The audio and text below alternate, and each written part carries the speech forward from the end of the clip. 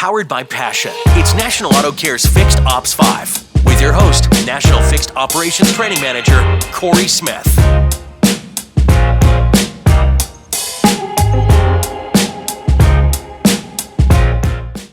Welcome to Fixed Ops 5. I'm your host, Corey Smith, National Fixed Operations Training Manager with National Auto Care. Today, I'm being joined by Kaylee Felio, Sales and Marketing Manager at PartsEdge. Kaylee, welcome to Fixed Ops 5 again. Thank you. I'm so happy to be here. Yeah, tell everyone, we all know about you because we've heard you on the last episode, but tell us about PartsEdge, the elevator version of it. So PartsEdge is a resource, a tool for parts managers. We really allow them to take their operation and their inventory to the next level, and just understanding the data, the impacts that they're making, and decisions, and just really diving deeper into the process. So it saves them time and makes them more efficient. Yeah, which makes the dealership more money. Yes. Right. So this topic is right in your wheelhouse. The parts shortage is a real thing. 2021 was a challenging year for all industries across this country, but really for parts and service industries, what happened? Well, I mean, we all know kind of what happened. The shutdown delayed everything. So they're catching up.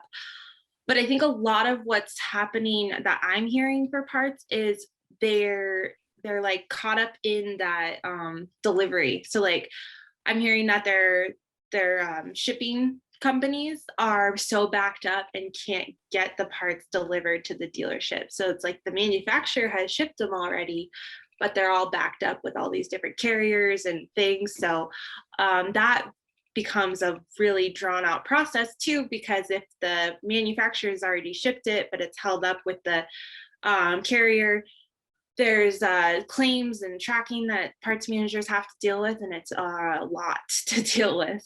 So yeah, and as a consumer, you need a part in order for your vehicle to go from point A to point B, and now you can't get it, right? So the whole operation as a whole, the chain has been broken, where they had to take a break from the manufacturers, for building it.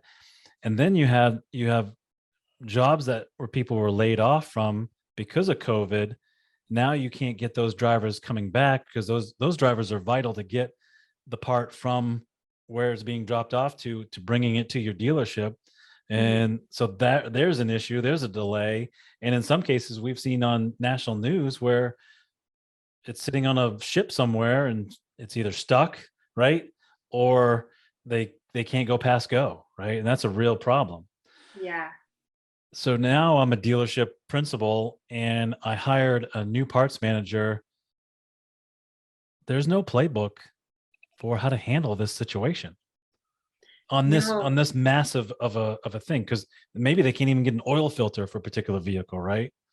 Yeah, an active selling part. Yeah, it's a big deal, especially for new parts managers, because I find that they understand how to be really good with parts, and they're good at inventory management because there's a lot of with the DMS and everything, but just giving them that support to understand what's going on and tracking, because if you're not tracking it, that's money lost for the dealers.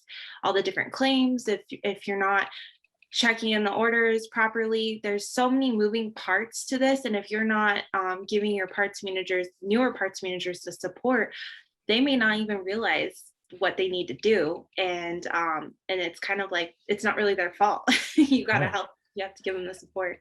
As a dealer principal, how do I set them up to be successful as a new parts manager or even a veteran parts manager, because they haven't gone through something on this big of a stage where they can't get their normal stocking parts?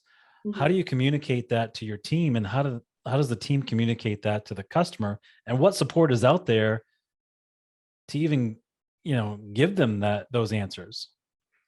It starts with just communication as a dealership as a whole, everyone coming together and understanding each department's issues so that there's no blame, or have a structure of communicating and how we're going to communicate to our customers. And then just giving your parts manager a mentor, support, a service like PartsEdge to help them. And then, or if you have a sister store, just giving them the resources to really just bounce ideas off, or just have someone to talk to about what's going on, because it's very frustrating. Yeah, I got to think it is. And Yeah. that's a great idea. If you have a sister store, I mean, you have somebody at the other dealership that you can communicate to that is going through the same problem that you're going through, or even friends in the industry. I think those are perfect as well. But also, like you just said, PartsEdge too is there for support and training and all that stuff. So that leads me into my next question. What are the numbers saying that the parts department needs to really be successful? Well, in a recent poll that we did, it was 39% said they wanted more staff. If they could have anything as a parts manager, what could they have more of? And 39% said more staff, and actually 46% said more time. And that's huge, because they're spread so thin, and it's not just inventory management, and they have employees, and then now with the shortage and well, the lack of employees, but they still have to train people that they do have.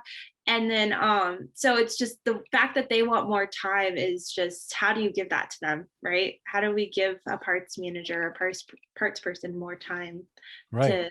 to That's yeah. you're spot on. So when do we see this coming back to being normal again? I mean, this started in 2020.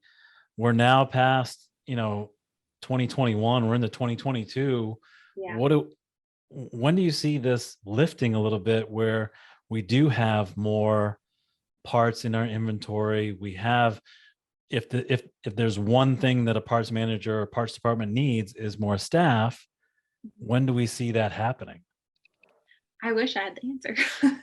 I know a lot of people are saying, I mean, I always heard like third quarter of 2022, but it's like it keeps moving further and further. So I don't really think anyone really knows. I guess the beauty of all of this is everyone is busy. Everyone's so busy. Well, and that's going to turn into a burnout rate even Yeah. faster than normal. I think that's where the more time that they're wanting, because they're so busy. Yeah, Yeah. I wonder as an industry if we have to dial back our hours, so that we don't have a big turnout rate. I can remember when I started in the service department, we were only open Monday through Friday. Saturday hours were for salespeople, not for parts and service. Right. I Yeah. wonder if we need to go back to that for a little bit, so that our teams don't get burnt out on that side, because they're getting hit from all angles. Hmm. Now you have the salesperson that has a WIO that needs a part for a vehicle to get sold, and that part's on galactic back order, right? Yeah. So now you have if I'm a salesperson, I'm upset with the parts department, which is really not the parts department's fault, and kind of goes back to your what you were speaking of earlier, was you have to get your whole team together and say, hey, listen, this is what the whole industry is going through. Whether you're a salesperson, service person, parts person, we all have to speak the same language, so that we portray a united front with our consumer, to let them know that I wish we had the part, we want you to have the part, but unfortunately this is what we're going through right now. Yeah. And I think if you do that, the customer's going to know that, because every industry is going through that. Heck, we Mhm. had a shortage on toilet paper, right? I mean, Yeah. as funny as that is, that was a real thing. That was a Mhm. scare Yeah. for a lot of people. And, there's been that talk of food and certain items not being, I mean, I can remember going to the grocery store, not seeing one single cucumber in the grocery store. Hmm. Now, was I gonna be able to survive without a cucumber? Yes. But Yeah. in relation to the customer, they already have been through this. They already know this. They already know that some parts aren't going to be there. They already know that they're going to have to order a car, and it's not going to be on the lot, and they're not going to be driving away with it. Right. Yeah. So I think they're going to get used to this. And I hope, you're right that Q3, it just kind of, the cloud just lifts. But in the back of my mind, I'm like, I've heard this before, and we just Uh-huh. keep pushing. Oh, it'll be quarter 4, and then it'll be Q1 of 2023. I really, no one really knows because we've never been through anything like this. I think it's going to take a long time. The good thing though is I think all consumers, or not all, most of them are more understanding of what's going on. And I think as long as they're communicated with and you're honest and you are upfront, they are understanding and you work with them and you try your best to give them what they need. I think it'll be fine. It just takes longer to do things sometimes nowadays. Yeah, and hopefully we can get through this as a collective group together in this industry. So with what you're doing in the industry and everything that you're promoting, what is one thing that a parts department can do to exceed expectations and still maintain the profitability that the dealer principal is looking for? You didn't brief me on that question. I know it just came to I know me. that's a great question. It really depends on the dealership and what they're focusing on.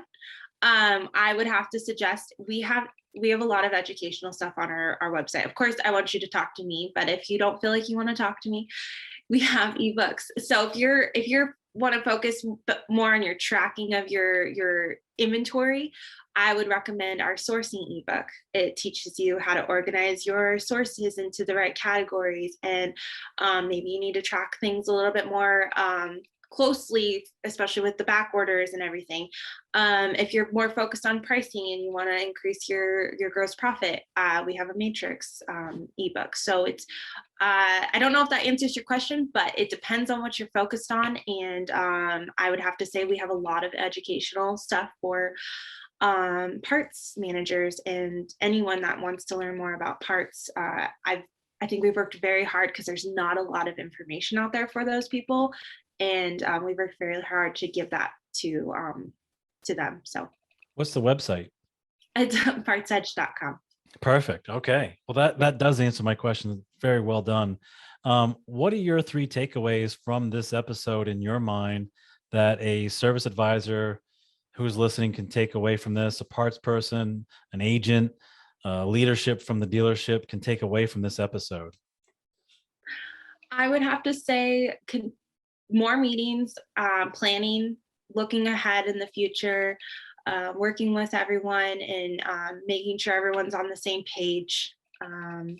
So I guess that would be one.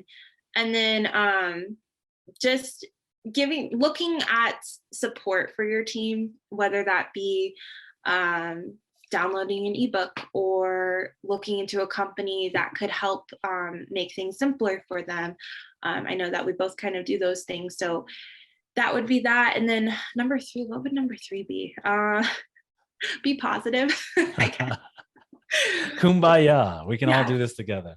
We could do it together. No, yeah, I guess, yeah, be positive, be a leader, help your team, and I think we'll all be okay. Perfect. So if you want to deliver a legendary customer experience that keeps customers coming back to you and encouraging them to invite their friends, family into your establishment, then you've caught the gold standard customer service vision. Do you want a more cohesive team that delivers a higher level of customer service that results in more revenue for your dealership? We provide the tools, knowledge, and training to unlock the potential of your dealership. For more information on this topic and others, or to submit a question, or to be a guest on the show, feel free to send me an email at csmith@nationalautocare.com. Kaylee, that's all the time that we have for today. Thank you so much for your knowledge on this episode and this topic. And I'll end like I did the last time we met. Will you please come back? Definitely. Thanks for having me. Thank you for watching and listening to National Auto Care's Fixed Ops 5 with Corey Smith, powered by Passion. Be sure to watch and listen to the next episode on the 5th and 20th of every month.